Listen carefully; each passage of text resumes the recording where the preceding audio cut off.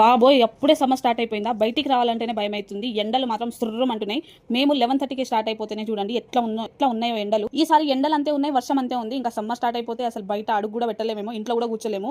ఇంకా ఏసీలు ఎంటేసుకొని తిరగాలేమో మేమైతే ఒక పని మీద బయటికి వెళ్తున్నాం. వెళ్ళగానే బండి పంచర్ అయింది, చాలా ఇబ్బందిగా ఉంది. కొన్ని వేల ఆలోచనలు నన్ను పీడిస్తున్నాయి. ఒక్క సెకండ్ హ్యాపీగా ఉన్నా అనుకునే లోపే ఏదో తెలియని భయం. ఏం జరుగుతుందో, ఫ్యూచర్ ఎలా రన్ అవుతుందో, అసలు ఇది నేనేనా, నా మనసులో ఉన్నది ఒకటి, నేను బయట ఉండేది ఒకటి. చాలా మంది నన్ను చూసి, నా లైఫ్ స్టైల్ చూసి ఒక అభిప్రాయానికి వచ్చేస్తారు. ఈమెకేంటి తిని ఇంట్లో కూర్చొని బానే ఉంది, ఇంకొంతమంది ఈమెకేంటి రీల్స్ చేసుకుంటూ ప్రమోషన్లు చేసుకుంటూ బానే ఉంది, ఇంకొంతమంది ఈమె ఏంటి వేస్ట్ ఖర్చులు చేస్తూ ఉంటది, ఇంకొంతమంది ఈమెకి తెలివి ఎక్కువ ఉంది, ఎట్లనైనా బతికేస్తుంది ఈమెకేంటి అని. ఇలా చాలా మందికి చాలానే అభిప్రాయాలు ఉన్నాయి. మీరేమనుకున్నా నాకు పర్లేదు, కానీ నా మనసులో ఏముందో అది నాకు మాత్రమే తెలుసు. నేను ఏం చేయాలనుకుంటున్నా, నాకు అసలు నా అంబిషన్ ఏంటి, నా గోల్ ఏంటి అనేది నాకు తెలిస్తే చాలు, నా హస్బెండ్ కి తెలిస్తే చాలు. నేను అందరికీ చెప్పుకోవాల్సిన అవసరం లేదు, అందరి ముందు నిరూపించుకోవాల్సిన అవసరం. చదువుకోవడం అంటే చాలా ఇష్టం, కానీ 10th లో మంచి మార్క్స్ వచ్చినా, ఇంటర్ లో మంచి మార్క్స్ వచ్చినా కూడా, ఎంసెట్ ఎగ్జామ్ రాసి ఎంసెట్ లో క్వాలిఫై అయ్యి ఫార్మసీలో సీట్ కొట్టినా కూడా ఫ్యామిలీ ప్రాబ్లమ్స్ వల్ల, ఫ్యామిలీ మినిమం ఫీజు కూడా పే చేయలేని స్థితిలో ఉండడం వల్ల నా స్టడీస్ ని వదులుకున్నా. నాకు కరెక్ట్ గైడెన్స్ ఇవ్వక, అటువంటి సపోర్ట్ లేకపోవడం వల్ల ఇంకా అక్కడ నుంచి నా స్టడీస్ ఆపేసుకొని ఏదో ఒక ప్రైవేట్ జాబ్ చేసుకుంటూ, ఫ్యామిలీకి నేను భారం అవ్వద్దు, నాది నేను ఇండిపెండెంట్ గా బతకాలని చెప్పి అప్పటి నుంచి నేను జాబ్ చేసుకుంటూ,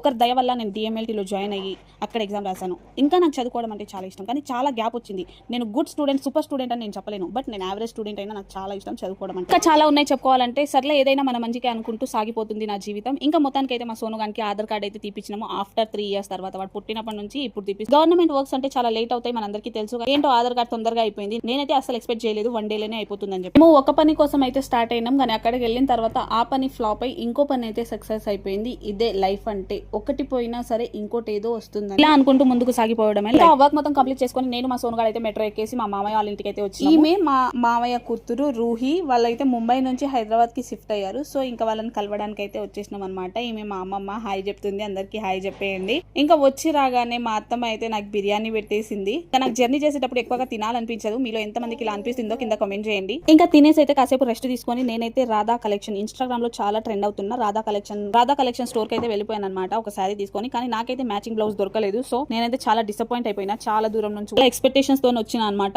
ఇలా తీసుకోవాలని చెప్పి.